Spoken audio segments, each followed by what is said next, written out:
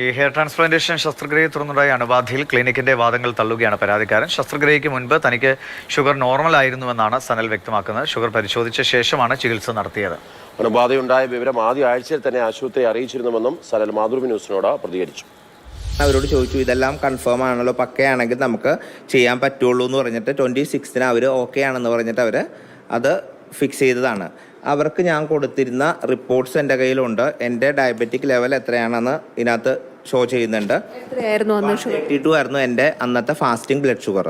Okay, അതിനുശേഷം ഞാൻ 26-ഉം 27-ഉം കൊണ്ട് 2 ദിവസം കൊണ്ട് ഹെയർ ട്രാൻസ്പ്ലാന്റേഷൻ കഴിഞ്ഞു. ഈ ഹെയർ ട്രാൻസ്പ്ലാന്റേഷൻ കഴിഞ്ഞ മാർച്ച് 1-ാം തീയതി രാത്രി 1:58 എനിക്ക് സിവിയർ പെയിൻ വന്ന് ഞാൻ എഴുന്നേറ്റ്. പിന്നെ അത് ഞാൻ 2-ാം തീയതി ആളെ ഇൻഫോം ചെയ്തിരുന്നു. ഈ 2-ാം തീയതിക്ക് ശേഷം മാർച്ച് 12 വരെയുള്ള കംപ്ലീറ്റ് ഡീറ്റെയിൽസും വിത്ത് ഫോട്ടോഗ്രാഫ് ഞാൻ ഇൻസൈറ്റിലെ അവരുടെ ഓഫീസ് നമ്പറിലേക്കും കൂടാതെ ഡോക്ടറുടെ പേഴ്സണൽ വാട്സപ്പ് നമ്പറിലേക്കും അയച്ചു കൊടുത്തു. അതിൽ പലതിൽ ഞാൻ വോയിസ് നോട്ട് ഇട്ടിട്ടുണ്ട്, സാർ ഇതാണ് എൻ്റെ കണ്ടീഷൻ. അപ്പോൾ അങ്ങനെ നോക്കുമ്പോൾ ഒരു ദിവസം എൻ്റെ ഡയബറ്റിക് ലെവല് ഫാസ്റ്റിംഗ് 591 വന്നിരുന്നു.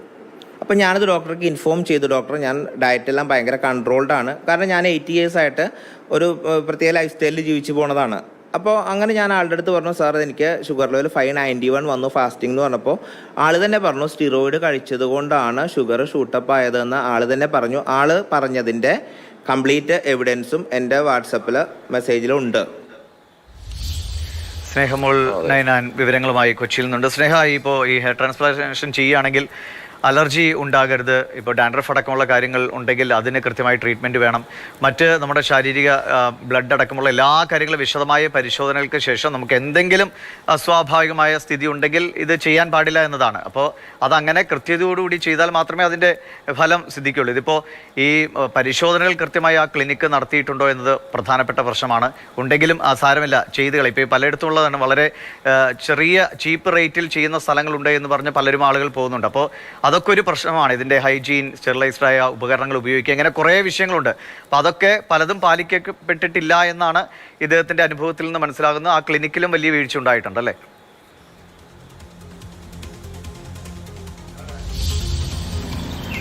തീർച്ചയായും ദിവിഷ്, നമ്മളിപ്പോൾ പനമ്പള്ളി നഗറിലെ 3rd ക്രോസ് റോഡിൽ പ്രവർത്തിക്കുന്ന ഇൻസൈഡ് ഡെർമാ ക്ലിനിക്കിൻ്റെ മുൻപിലാണ് ഉള്ളത്.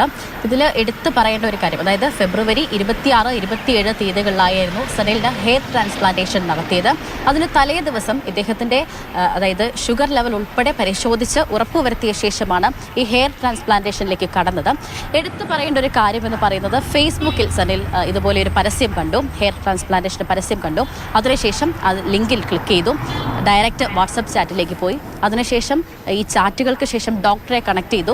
ഡോക്ടർ വീഡിയോ കോളിലൂടെയാണ് ഈ സനലിൻ്റെ മുടി പരിശോധിച്ചത്. വീഡിയോ കോളിലൂടെ ശേഷം മാത്രമാണ് അദ്ദേഹം 3500 മുടി വെച്ച് പിടിപ്പിക്കണം എന്ന് പറഞ്ഞത്. അപ്പോൾ വീഡിയോ കോളിലൂടെ ഒരു ചികിത്സ എത്രമാത്രം സാധ്യമാകുമെന്ന കാര്യം ഒരു ചോദ്യമാണ്. നമുക്ക് പ്രത്യേകം അതിനെക്കുറിച്ചൊരു ചർച്ചയൊക്കെ പ്രത്യേകം നടത്തേണ്ടതായിട്ടുണ്ട്. അതിനുശേഷം ഈ സംഭവം നടന്ന് ഈ ഇൻഫെക്ഷനായി എന്ന് സനൽ അറിയിച്ചിരുന്നു. മാർച്ച് 7-ാം തീയതിയാണ് അദ്ദേഹത്തിന് ഗുരുതരമായ വേദന ഉണ്ടാകുന്നതും ഇൻഫെക്ഷൻ ഉണ്ടാകുന്നതും അവരെ അറിയിക്കുകയും ചെയ്തിരുന്നു എന്നാണ് സനൽ പറഞ്ഞത്. പക്ഷേ നമ്മൾ ഈ ക്ലിനിക്കിലെ അധികൃതരുമായിട്ട് മാനേജറുമായി സംസാരിച്ചപ്പോൾ അദ്ദേഹം ഷുഗർ പേഷ്യൻ്റ് ആയിരുന്നു, അദ്ദേഹത്തിൻ്റെ ഷുഗർ ലെവൽ ഇൻക്രീസ് ആയി, അതുകൊണ്ടായിരുന്നു അദ്ദേഹത്തിന് ഇത്തരത്തിൽ ഇൻഫെക്റ്റഡ് ആവാനായിട്ടുള്ള കാരണം എന്നാണ് പറഞ്ഞത്. അദ്ദേഹം കൂടിയതാണ്. അതിനകത്ത് ഓർത്തനെ പറയുന്നുണ്ട്,